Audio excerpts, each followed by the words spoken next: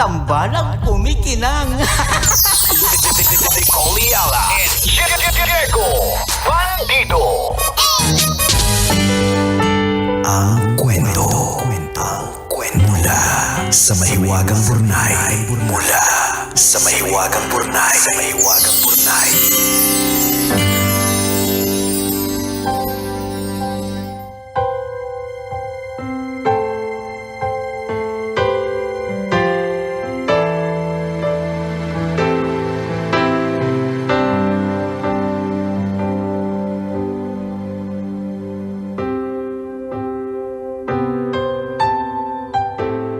Dear kumikinang na tambalang ni Coliala at Diego Bandido.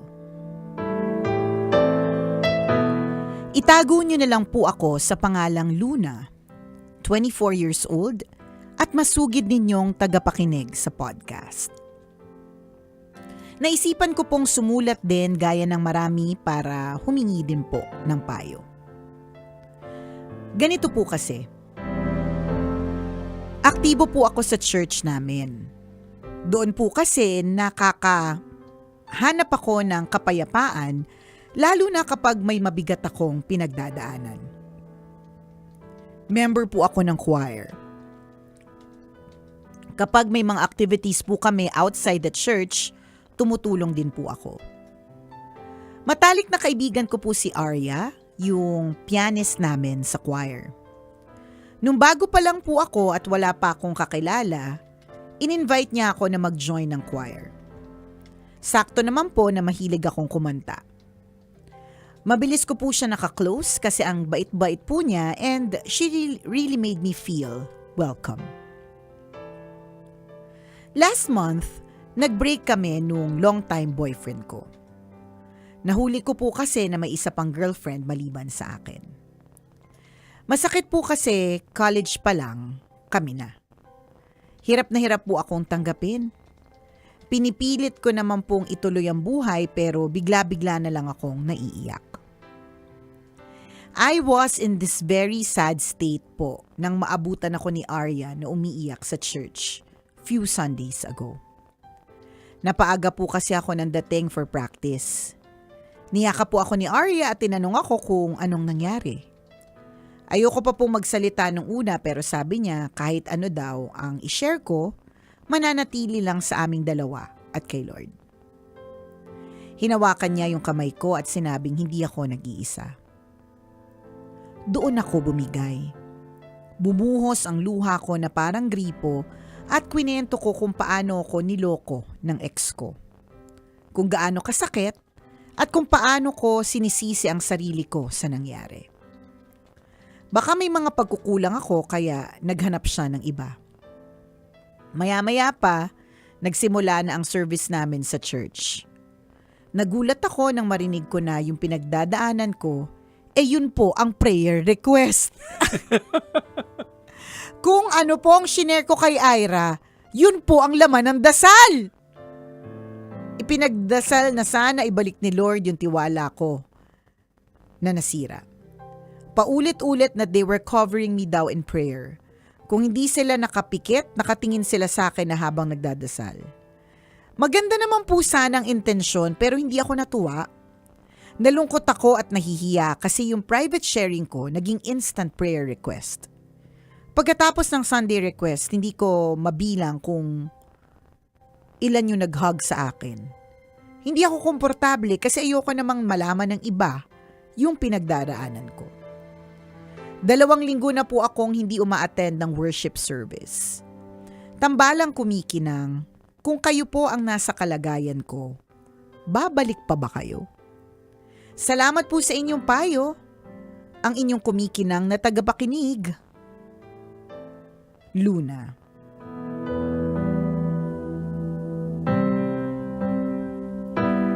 Ay, Luna, isang mahigpit na yakap sa'yo. Alam mo, naalala ko yung dumaan sa feed ko yung homily ng isang pare na ang kwento niya ay tungkol sa isang... Okay, sige. Sorry po, Father, kung medyo na iba yung kwento. Pero ito yung gist. Ito yung gist ng kwento. Parang sa simbahan, merong isang lalaki na habang nagmimisa ay tumunog yung kanyang cellphone ng malakas. So, nung tumunog yung cellphone niya, di syempre nataranta siya. Pero lahat ng mga tahimik kasi nagdadasal, ganyan, ang sama ng tingin sa kanya. Tingin ka agad. Tiningnan siya. So, mula daw dun sa nagsiserve, dun sa mula daw sa pare, sa pare, tinitigan daw siya ng masama. Pagdating dun sa mga nagsiserve, tinitigan din siya ng masama. Nung pumipila daw siya para mangumunyon, tinitigan pa rin siya ng masama.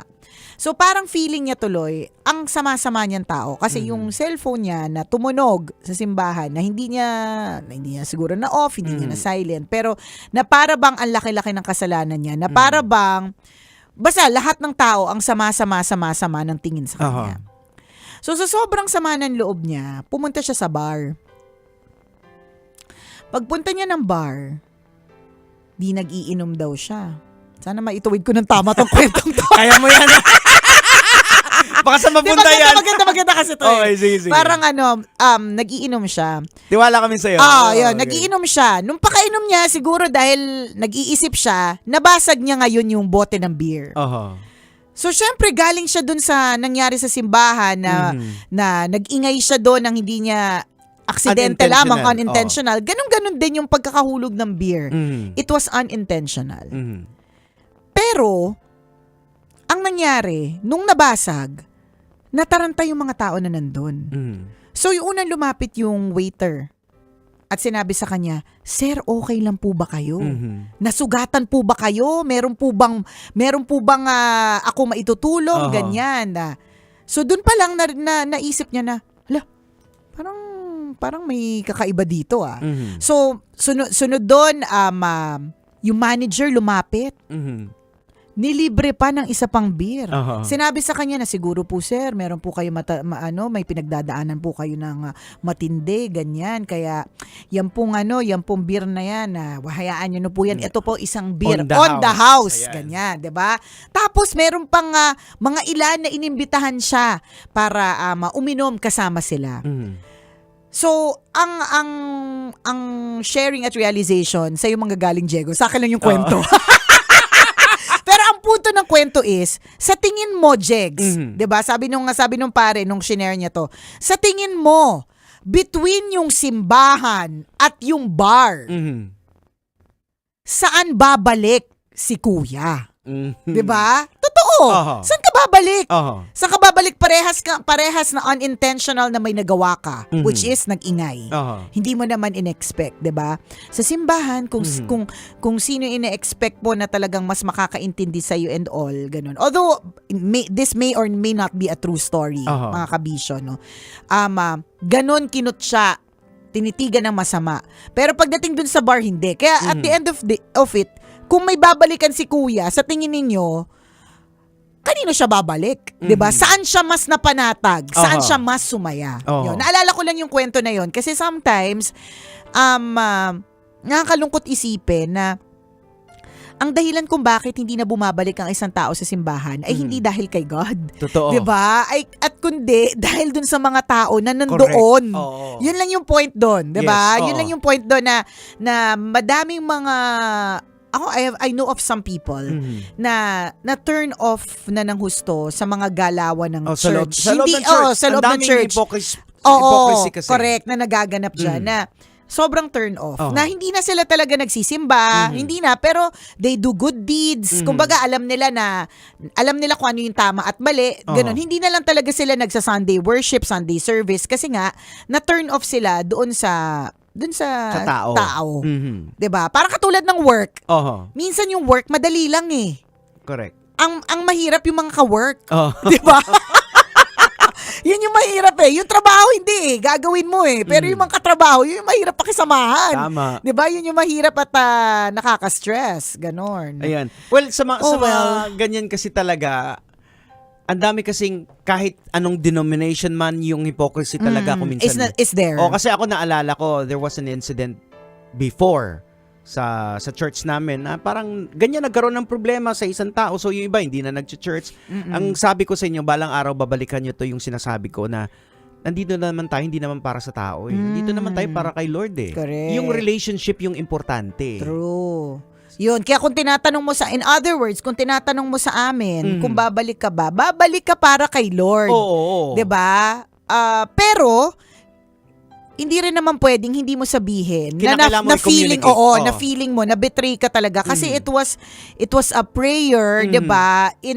Made in confidence, Oo. 'di ba? Wala namang intention na i-share, 'di ba? Oo. Tapos biglang ay bulatlat, 'di ba? Although baka naman si Arya, baka naman si ate mo girl is talagang naniniwala siya talaga na community prayer works. Ano Oo. ibig sabihin ng community prayer?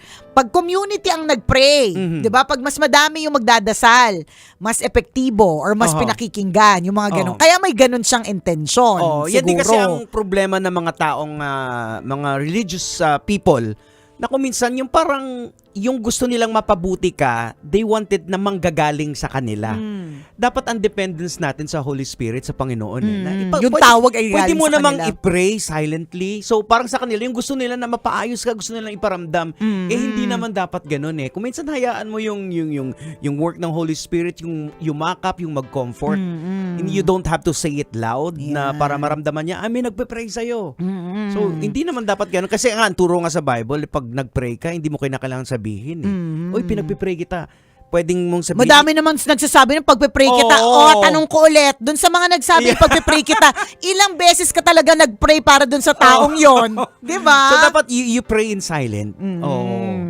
So, yun, again, sa'yo, Luna, wag mong hayaan na ito yung maglalayo sa'yo kay Lord. Oo. Kasi nilalayo ka kay Lord eh. Kasi ito yung work of the enemy, ha. Oo. Gusto niya yan to steal, kill, and destroy. Oo. At kapag ka inalaw mo yan, di ba, you allow the enemy to win. Oh, maybe God is working sa between sa inyo ng ikaw at sa church meet mo. Pareho kayo natututo.